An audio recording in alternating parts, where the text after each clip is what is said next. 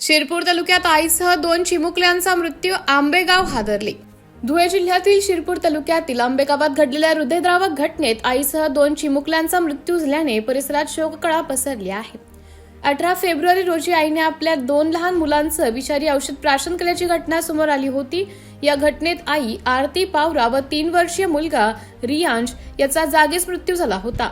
5 वर्षीय मोठा मुलगा चिराग याला गंभीर अवस्थेत उपचारासाठी रुग्णालयात दाखल करण्यात आले होते, मात्र उपचारादरम्यान आज त्याचाही मृत्यू झाला।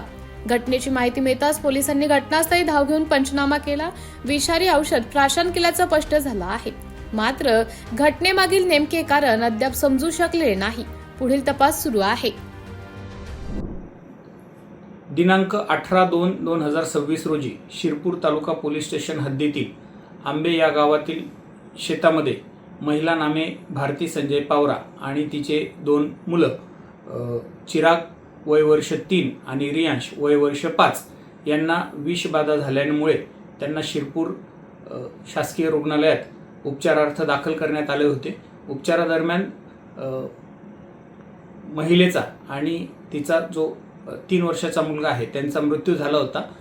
त्याच्याबद्दल पोलीस स्टेशनला अकस्मात मृत्यू रजिस्टर नंबर 6/25 प्रमाणे अकस्मात मृत्यू दाखल करून चौकशी सुरू होती आणि जो मोठा मुलगा आहे रियांश याला हिरे मेडिकल कॉलेज येथे उपचारार्थ दाखल केले होते। नंतर त्याला त्याच्या काकांनी विघ्नहर्ता हॉस्पिटल या ठिकाणी उपचारार्थ दाखल केले असता त्याचा सुद्धा काल 21/2 मृत्यू झालेला आहे। सदर सर्व प्रकरणाची अकस्मात मृत्यूची सखोल चौकशी शिरपूर तालुका पोलीस स्टेशनकडून सुरू आहे। लोकनायक न्यूज